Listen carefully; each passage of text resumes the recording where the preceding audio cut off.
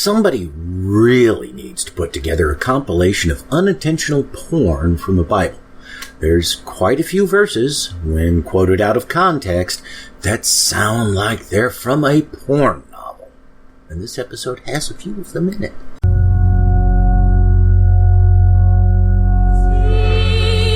And in my mother's womb was fashioned to be flesh in the time of 10 months, being compacted in blood of the seed of man. That's right. Of the seed of man. The word seed is sperm, and sperm comes through having sex. It's shut out of your father's rod, right. To put it in layman terms, in his penis. That's right. That means a man put his penis in a woman and bust off in it. Then the angel said to him, "Take out the entrails of this fish, and lay up his heart and his gall and his liver for thee. For these are necessary for useful medicines." The rest of the chapters of the book of Esther, Go ahead. which are found neither in the Hebrew nor in the Chaldee.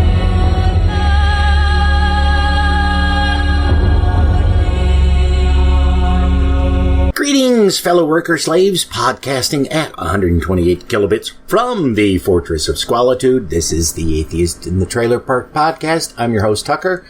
Professor Fuzznuts is curled up asleep on the couch. Yes, it's a podcast hosted by a guy and his cat. Get over it. This is a biblical apocrypha episode, and my guest this week is Brigid Fitch from Holy Crap, the Vlogcast. We did not manage to finish the wisdom of Jesus, son of Sirach, but we did knock out a big chunk of it. In theory, it'll be polished off in the next apocrypha episode. America will be back next week for the news episode, and she might have an announcement about something she's working on. In other news, before we get to Brigid Fitch and I reading from the Apocrypha, and I really hate saying this, I am going to be putting together another GoFundMe campaign as I need some help with fixing my deck roof. I have the wood I need to fix it as I got it free from work. But there's some other things that I need to do it which I just can't afford. One of the biggest expenses, and the thing I absolutely cannot swing the money for, is a table saw. Most of the wood I've gotten from work are these large sheets that have a big hole in the center of them. If I cut the hole out of them, I can use them to replace the roof. Problem is, doing it by hand with a circular saw and getting a straight cut is almost impossible for me. I made a movable island for the kitchen with them, and I wound up scrapping a lot of pieces because most of the time I couldn't get a straight cut. And mind you, I wasn't trying for a perfect finish or to completely cut out the holes. I'll have pics of the wood, the roof, and the island in the show notes so you can see what I'm talking about. A table saw runs about $140 or so on either Amazon or Harbor Freight. I don't need a fancy one, and nobody around me that I know has one I can borrow. The other things that I'll need, and I haven't put together what they'll cost as of yet, are paint, sealant, tar paper, roll roofing, and flashing for the edges. I might need a new gutter, but I won't know until I try to reinstall the old one. The roll roofing alone is $100 a roll, and I'm going to need 3 of them to do the job. Or to put it another way, just for the roll roofing, it'll cost me 1 week's pay. Something I can't afford. And I need to get this done either fairly soon or I'll have to wait until the fall. We're heading into summer here, and given that we've already had temps pushing into the mid-90s, I don't really like the idea of replacing the roof when every day is over 90 or we're in the hundreds. Plus, the deck roof shades a considerable portion of the front of the trailer, and with it being down, it'd be hard to keep the trailer cool until I got it replaced. I figure that it'll take me 1 weekend to remove the old roof and another weekend to put up the new roof. Might be able to do it in less time if I'm able to sucker some friends into helping me with it, but I don't know if any of them will be able to or not. I will keep you posted. Okay, that's enough of my groveling. A final note about the audio. When we were recording, there was a massive thunderstorm outside, and you can hear some of that in the background. It's not enough to make it hard to hear anything, but the process of cleaning it up impacted the sound of our voices. You probably won't notice it unless you're listening to it faster than normal speed. There's also a few moments where you can hear Brigid's cats and ferrets running around. Apparently, the ferrets like nothing better than enticing the cats to chase them around the house. Now, here's more of the wisdom of Jesus, son of Sirach. Many have sinned for a small matter, and he that seeketh for abundance will turn his eyes away. As a nail sticketh fast between the joinings of the stone, so doth sin stick close to between buying and selling. Unless a man hold himself diligently in the fear of the Lord, his house shall be overthrown. As when one sifteth with a sieve, the refuse remaineth. So the filth of man is in his talk. The furnace proveth the potter's vessels, so the trial of man is in his reasoning. Now, the funny thing about that is lots of verses in this book and previous books of the Apocrypha have all denigrated potters. And yet here, it seems to indicate there's something good about potters. Weird. The fruit declareth if the tree have been dressed, so is the utterance of a conceit in the heart of man. So, what kind of clothing do trees wear? I was going to say, holy shit, a talking fruit, but... Praise no man before thou hearest him speak, for this is the trial of men. If thou followest righteousness, thou shalt obtain her, and put her on as a glorious long robe. The birds will resort unto their light, so will truth return unto them that practice in her. That sounds kind of kinky. Yeah, the prior sections of this made it sound like they treated wisdom as a woman and had some pretty kinky things about her. So it looks like they're doing the same thing with righteousness. The birds will resort unto their like, so will truth return unto them that practice in her.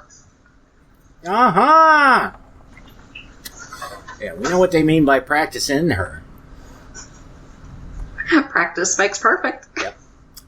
As the lion lieth in wait for the prey, so sin for them that work iniquity. The discourse of a godly man is always with wisdom, but a fool changeth as the moon. If thou be among the indiscreet, observe the time, but be continually among men of understanding. That makes no sense whatsoever. Okay. Yeah. If you're confused, don't feel bad. A lot of this is confusing. Yeah. Okay. The discourse of fools is irksome, if that ain't the truth. Yeah. And their sport is the wantonness of sin. You think maybe they would rent a hotel in Russia and have prostitutes piss all over the bed? There's tape. That's quite possibly true. I want to see the tape.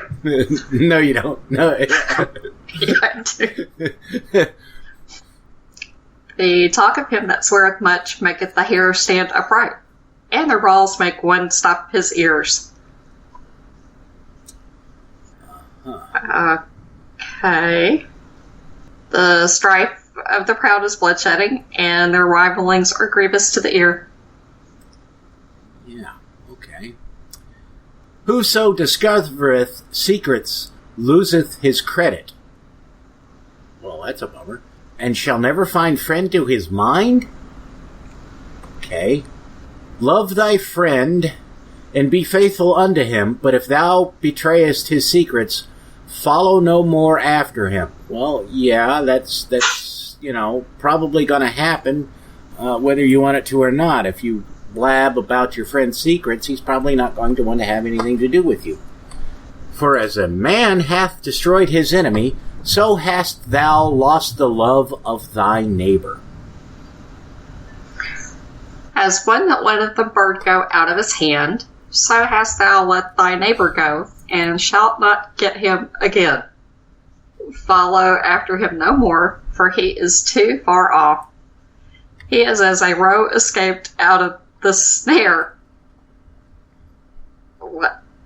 Fish eggs? Well, a roe is also a female rabbit. Oh, okay. I didn't know that. So why would why would a female rabbit be more likely to escape a snare than a male rabbit? Because she's a female, duh. As for a wound, it may be bound up, and after revailing there may be reconcilement. But he that betrayeth secrets is without hope. Uh-huh.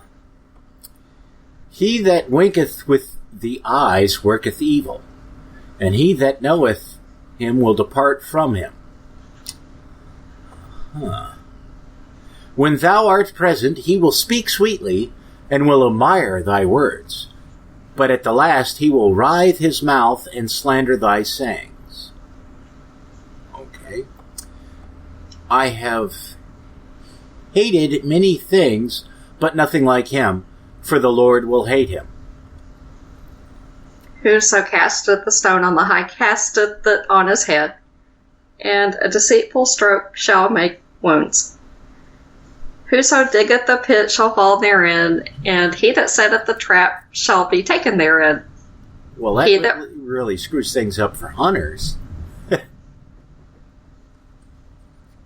They set a trap, and then they get trapped, but not the beaver or whatever it was they were wanting for the pelt or meat. There's too many ifs and shit. I know. He that worketh mischief, it shall fall upon him, and he shall not know whence it cometh. Mockery and reproach are far from the proud, but vengeance, as a lion, shall lie in wait for them.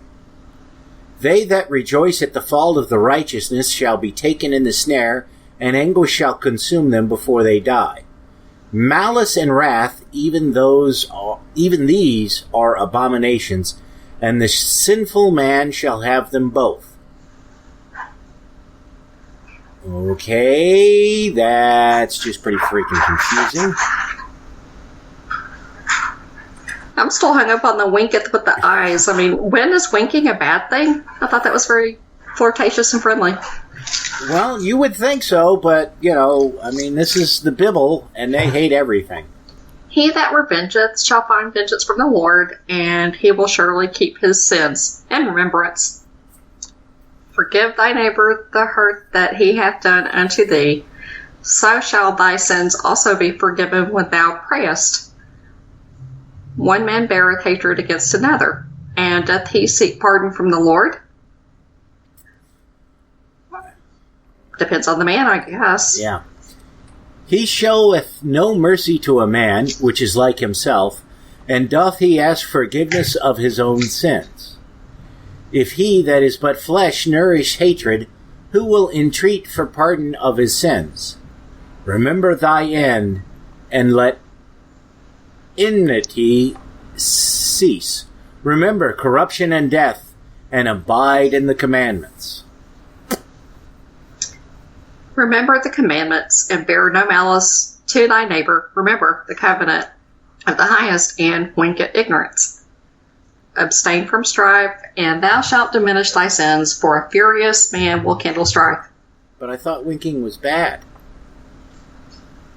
I guess here it's good. Okay. Go ahead. Or maybe they were a Monty Python fan. Wink, wink, nudge, nudge, say no more, say no more. Could be. A simple man disquieteth friends, and maketh debate among them that be at peace. As the matter of the fire is, so it burneth, and as a man's strength is, so is his wrath. And according to his riches, his anger riseth, and the stronger they are which contend, the more they will be inflamed. Okay, a hasty contention kindleth a fire. Good to know if you're in a survival situation, be quick and angry. and an hasty fighting sheddeth blood. If thou blow the spark, it shall burn. If thou spit upon it, it shall be quenched. And both these come out of thy mouth. Nothing about swallowing in that. Or pissing on it. Curse the whisperer and double-tongued, for such have destroyed many that were at peace. A backbiting tongue hath disquieted many, and driven them from nation to nation. Strong cities hath it pulled down, and overthrown the houses of great men. A backbiting tongue hath cast out virtuous women, and deprived them of their labors. Whoso hearkeneth unto it shall never find rest, and never dwell quietly. The stroke of the whip maketh marks in the flesh, but the stroke of the tongue breaketh the bones. What happened to sticks and stones may break my bones, but words will never hurt me. Many have fallen by the edge of the sword, but not so many have fallen by the tongue. Well, if they know what they're doing with the tongue...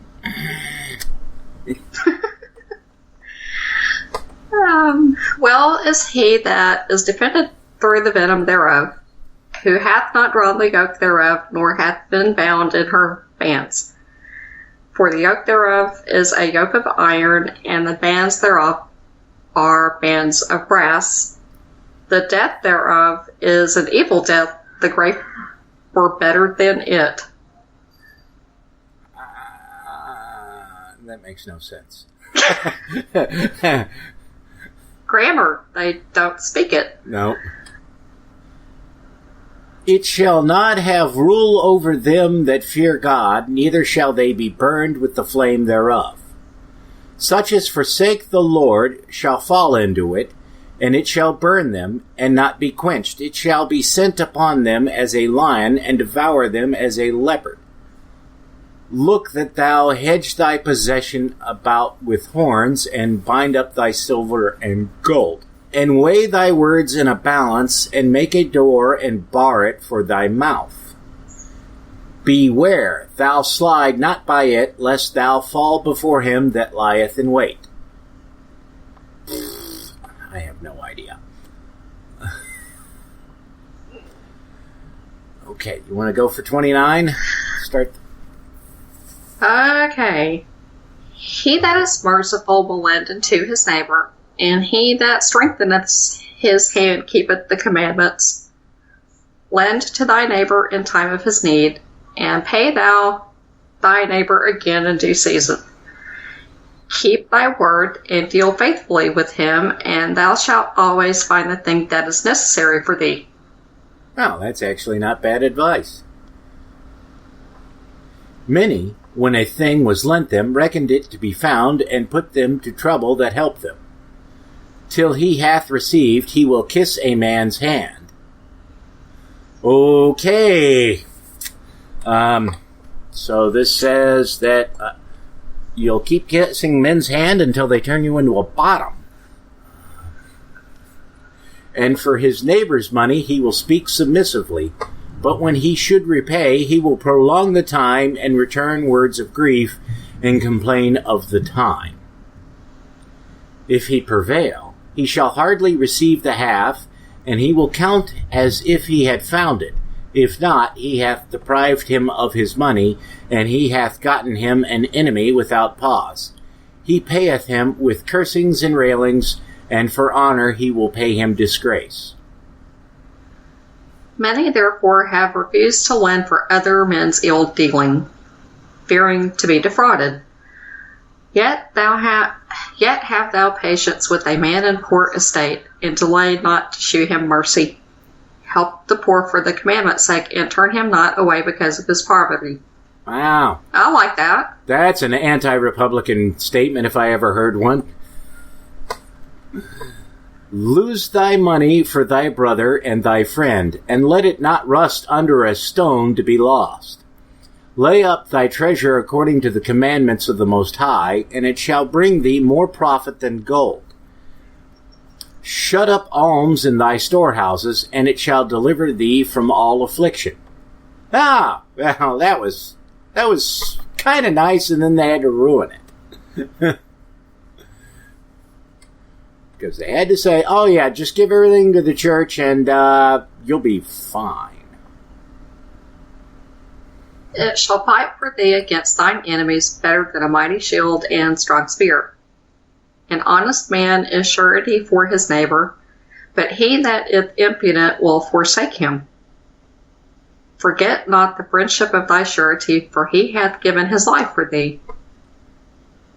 A sinner will overthrow the good estate of his surety, and he that is of an unthankful mind will leave him in danger that delivered him. Suretyship. I have no idea what that means.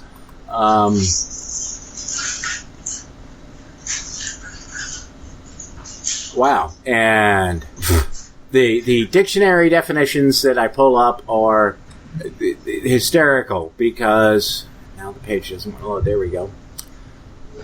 An alternative form of suretyship, which is spelled a slightly different way. An accessory agreement through which a person binds themselves for another already bound, either in whole or in part, as for their debt, default, or miscarriage, the assumption of liability for the obligations of another. Oh, okay. That made perfect sense. Yeah. Suretyship hath undone many of good estate, and shaken them as a wave of the sea. Mighty men hath it driven from their houses, so that they wandered among strange nations. A wicked man transgressing the commandments of the Lord shall fall into suretyship, and he that undertaketh and followeth other men's business for gain shall fall into suits. Okay. Help thy neighbor according to thy power, and beware if thou diest, fall not into the same. The chief thing for life is water, and bread, and clothing, and an house to cover shame. But I thought man could not live by bread alone. Well, I guess he can't. He needs water and clothing and a house. Guess so. Better is the life of a poor man in a mean cottage than delicate fare in another man's house. I don't know about that. Well, I think that what that's saying is, it's saying better to reign in hell than to be a slave in heaven, which is what Lucifer supposedly said before he was cast out. That makes sense. Yeah. But not what they were probably intending. Be it little or much, hold thee contented, and thou hear not the reproach of thy house. For it is a miserable life to go from house to house, for where thou art a stranger, thou darest not open thy mouth. Thou shalt entertain and feast, and have no thanks. Moreover, thou shalt hear bitter words.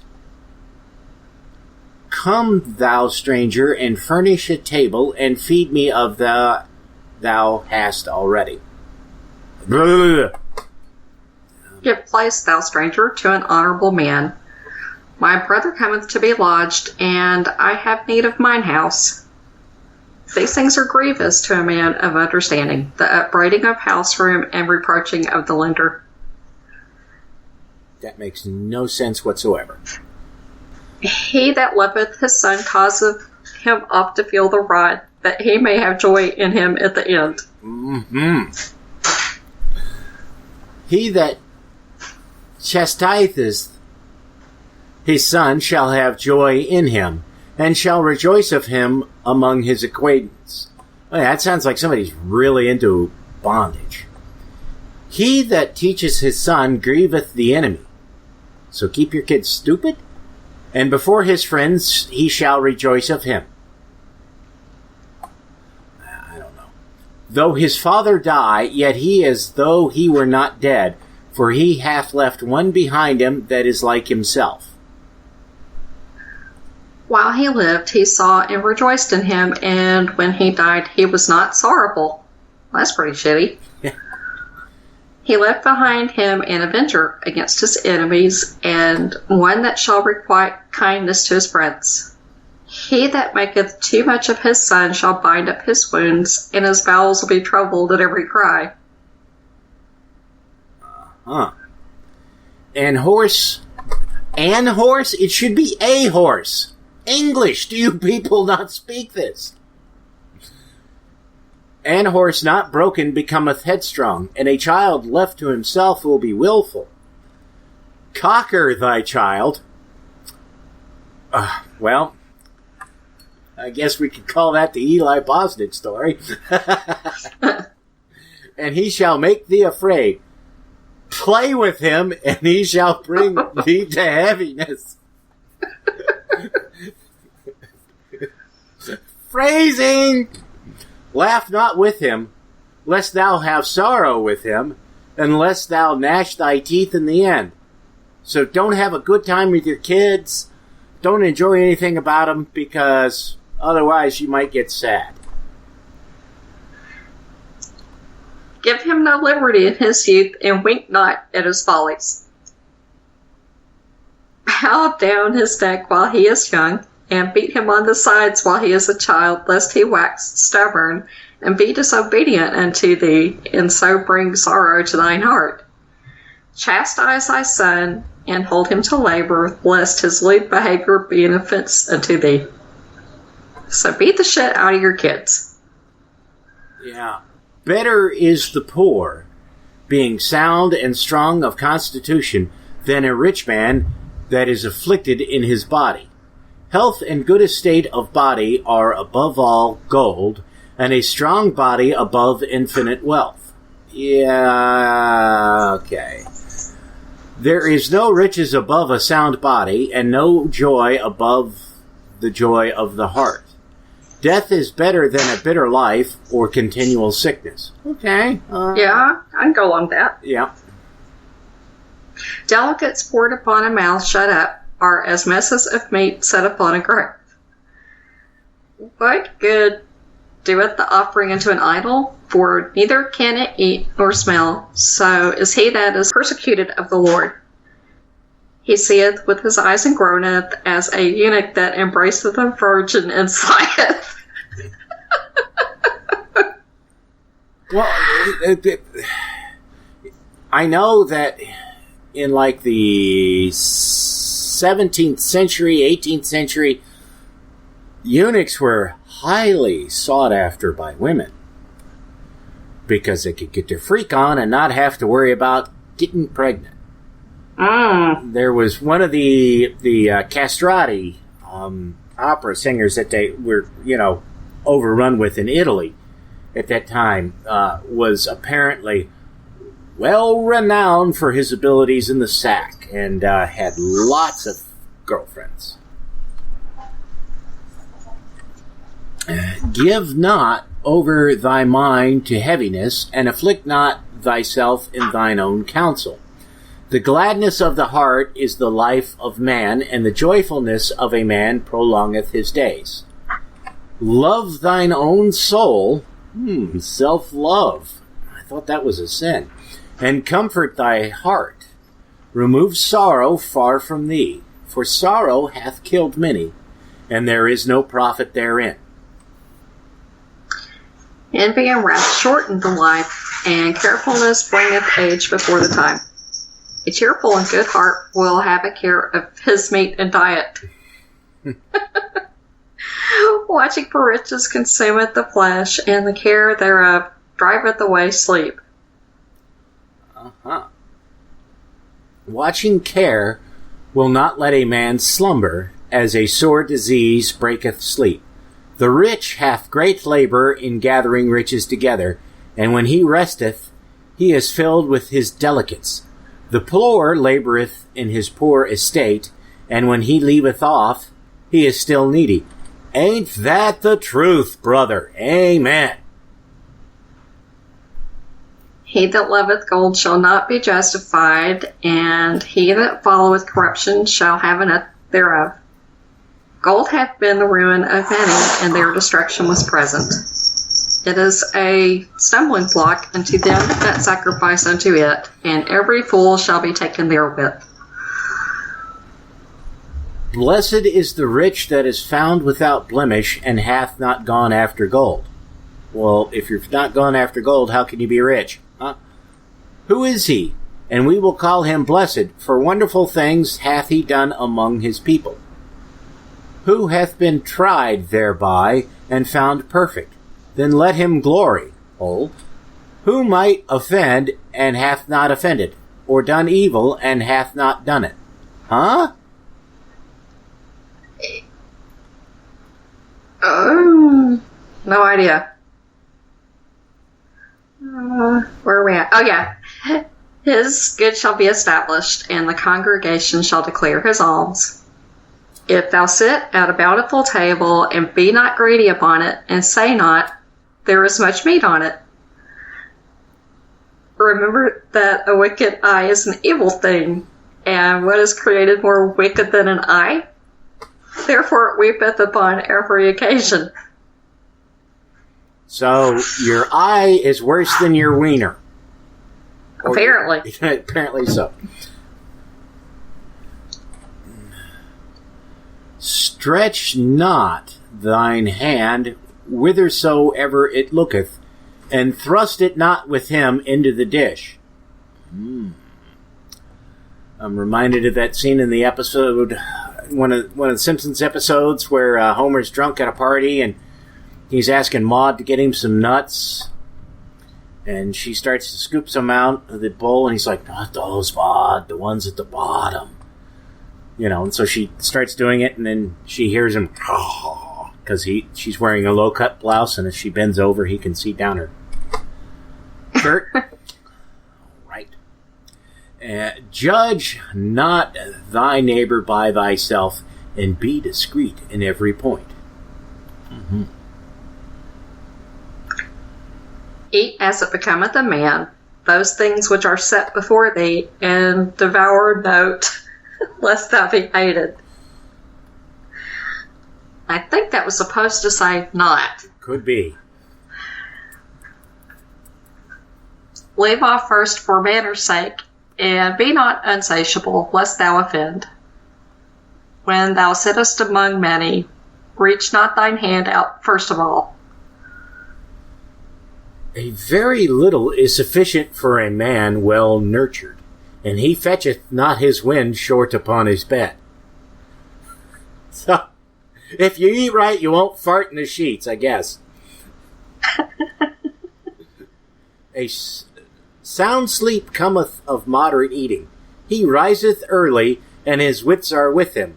But the pain of watching, and choler, and pangs of the belly are with an unsatiable man. And if thou hast been forced to eat, arise, go forth, vomit, and thou shalt have rest. Oh, gross. Yeah. Usually vomiting does not make me rest. No. Just saying. My son, hear me, and despise me not, and at last thou shalt find as I told thee. In all thy works be quick, so shall there no sickness come unto thee. Whoso is liberal of his meat, whoso is liberal of his meat, men shall speak well of him, and the report of his good housekeeping will be believed.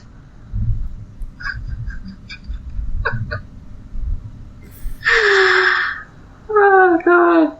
Be against him that is a niggard of his meat, the whole city shall murmur, and the testimonies of his niggardness shall not be doubted of. Wow. If you're stingy with your meat, everybody will bitch about it, I guess. Yeah. But if you were to use that term, and you were the head of, you were like the city accountant for D.C., you'd have to quit, because people would not be happy with you. There was, back in the 80s, there was a D.C.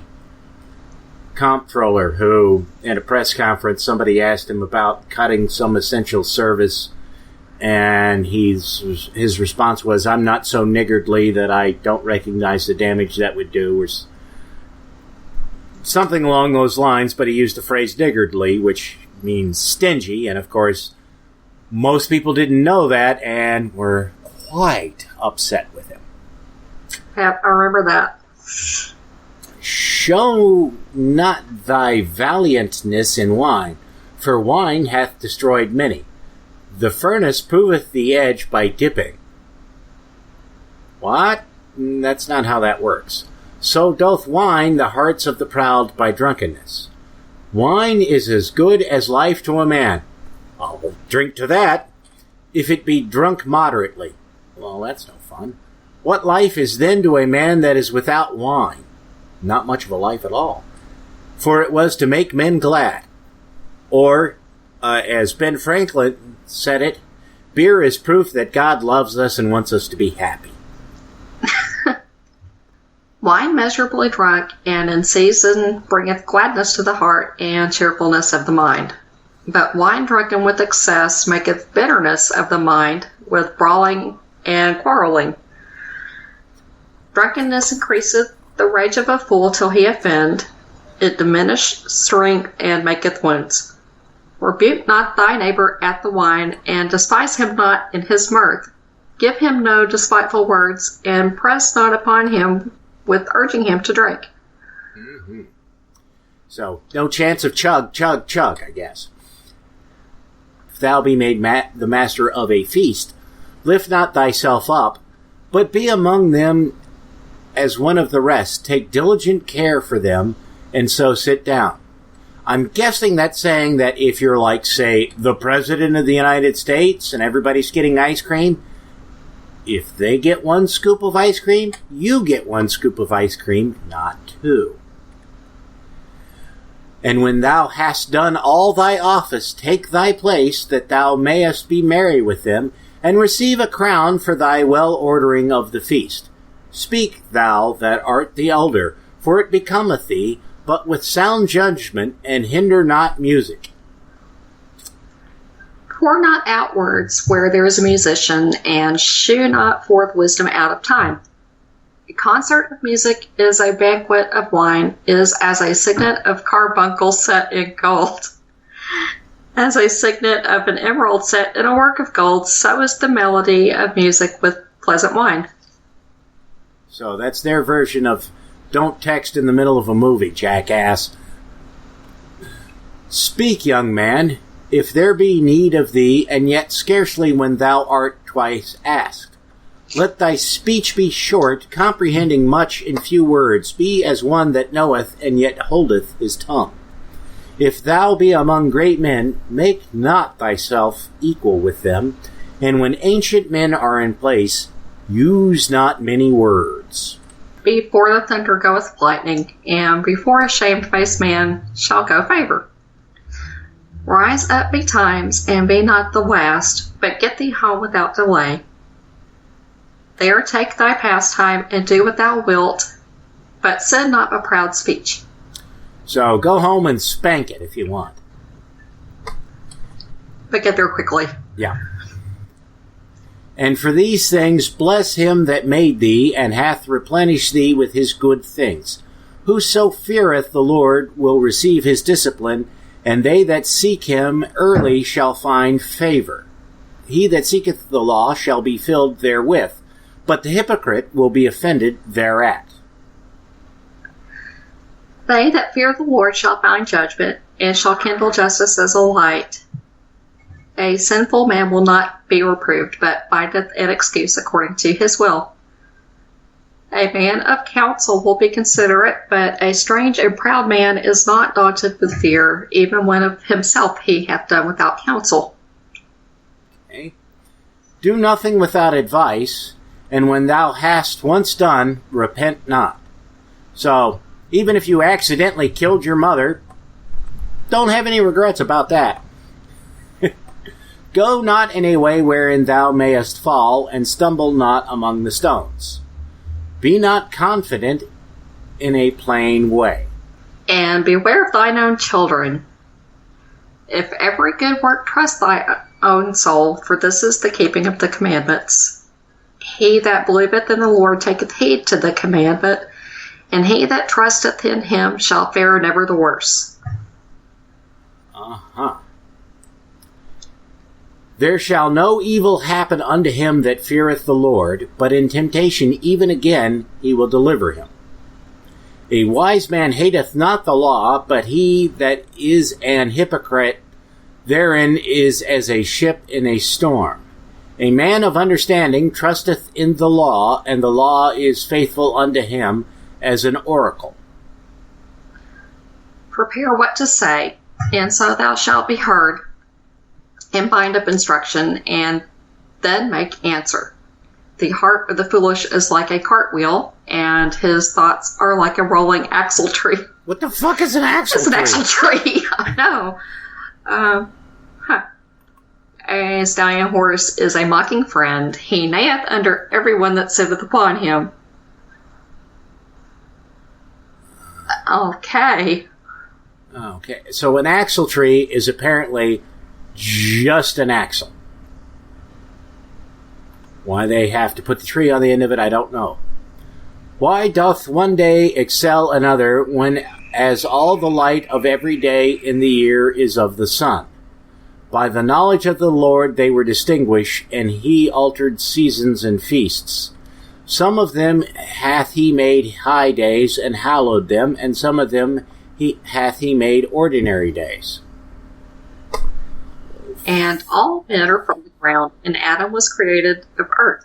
In much knowledge the Lord hath divided them, and made their ways diverse. Some of them he hath blessed and exalted, and some of them he sanctified, and set near himself, but some of them he hath cursed and brought low, and turned out of their places. As the clay is in the potter's hand, to fashion it at his pleasure, so man is in the hand of him that made him, to render them as liketh him best. So if you're an evil bastard, it's because God made you that way. Good is set against evil, and life against death. So is the godly against the sinner, and the sinner against the godly. So look upon all the works of the Most High, and there are 2 and 2, one against another. So the Bible's going to contradict itself, and that's the way God wants it because reasons. I waked up last of all as one that gathereth after the grape gatherers. By the blessing of the Lord I profited, and tread my winepress like a gatherer of grapes. Consider that I labored not for myself only, but for all them that seek learning.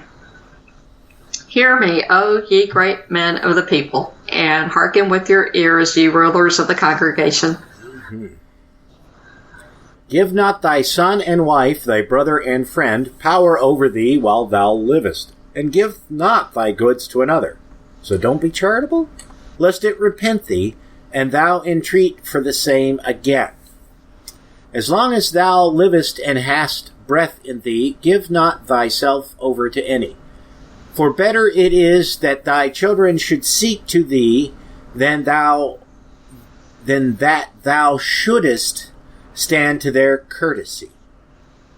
I don't understand any of that. I can't help you. I'm sorry. In all thy works keep to thyself the preeminence, leave not a stain in thine honor. At the time when thou shalt end thy days and finish thy life, distribute thine inheritance. Fodder, a wand, and burdens are for the ass, and bread, correction, and work for a servant. Dinky. If thou set thy servant to labor, thou shalt find rest, but if thou let him go idle, he shall seek liberty. So keep your slaves busy. A yoke and a collar do bow the neck. So are tortures and torments for an evil servant. Send him to labor, that he not be idle, for idleness teacheth much evil. Set him to work as is fit for him. If he be not obedient, put on more heavy fetters. But be not excessive toward any, and without discretion do nothing. If thou have a servant, let him be unto thee as thyself, because thou hast bought him with a price.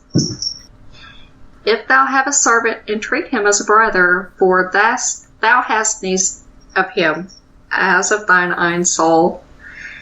If thou entreat him with evil, and he run from thee, which way wilt thou go to seek him? Got me. The hopes of a man void of understanding are vain and false, and dreams lift up fools. Okay. Whoso regardeth dreams is like him that catcheth at a shadow and followeth after the wind. The vision of dreams is the resemblance of one thing to another, even as the likeness of a face to a face. I don't get that at all. Of an unclean thing, what can be cleansed? And from that thing which is false, what truth can come?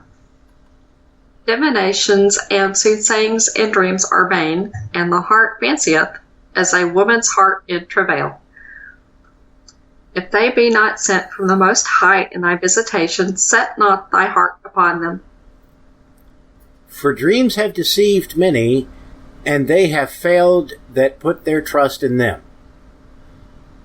For the law shall be found perfect without lies, and wisdom is perfection to a faithful mouth. A man that hath travelled knoweth many things, and he that hath much experience will declare wisdom. He that hath no experience knoweth little, but he that hath travelled is full of prudence. When I travelled, I saw many things, and I understood more than I can express. I was oft times in danger of death, yet I was delivered because of these things. Mm-hmm. The spirit of those that fear the Lord shall live, for their hope is in him that saveth them. Whoso feareth the Lord shall not fear, nor be afraid, for he is his hope. Blessed is the soul of him that feareth the Lord. To whom doth he look, and what is his strength? For the eyes of the Lord are upon them that love him. He is their mighty protection and strong stay, a defense from heat, and a cover from the sun at noon, a preservation from stumbling, and an help from falling. He raiseth up the soul, and lighteth the eyes. He giveth health, life, and blessing. He that sacrificeth a thing wrongfully gotten, his offering is ridiculous, and the gifts of unjust men are not accepted. Okay.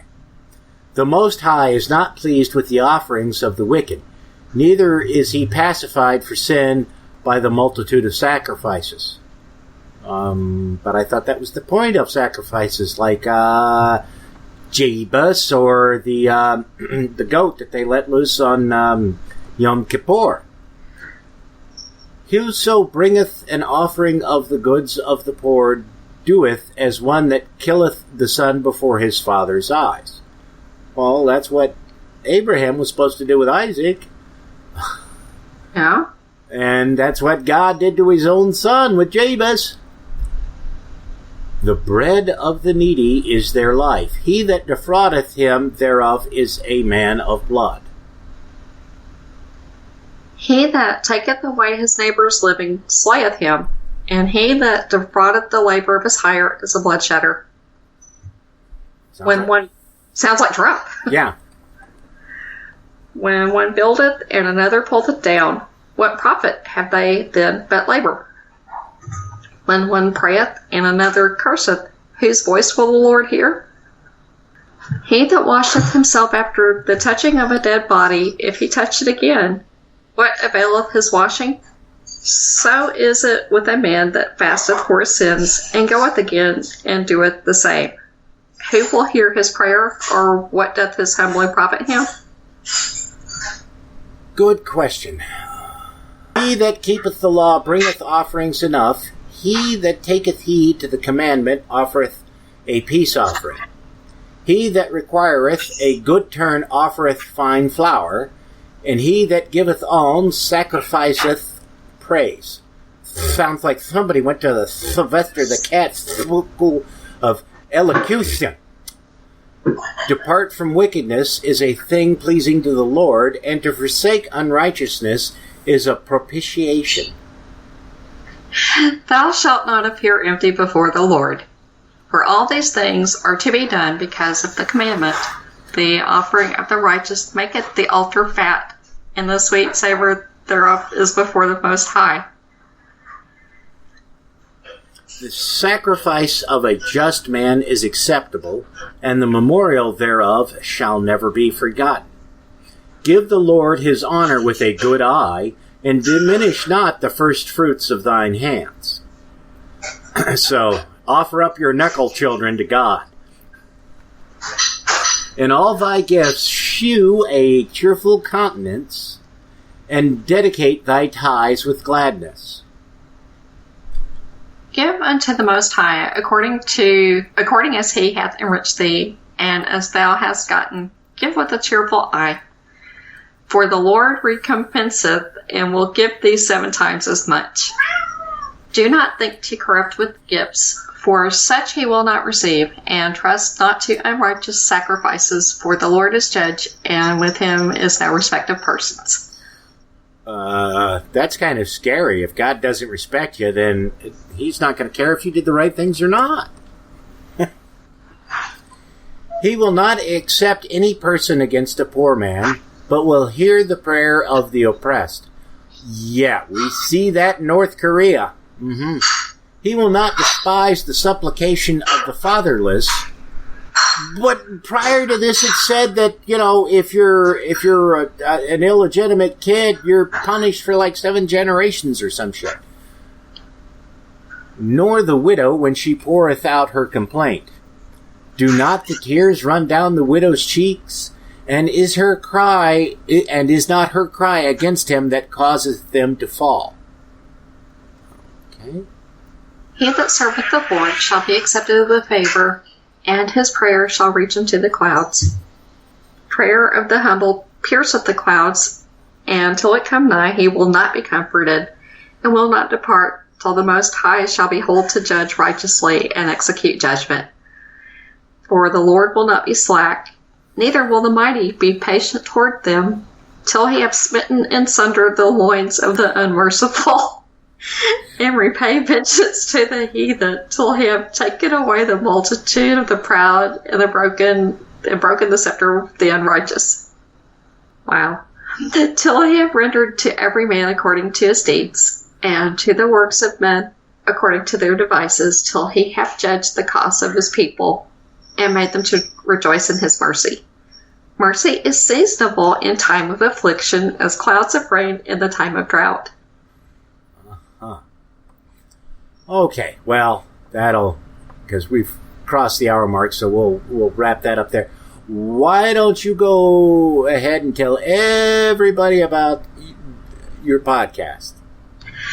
Well, you can find me, I'm Brigid Fitch, on Holy Crap the Vlogcast.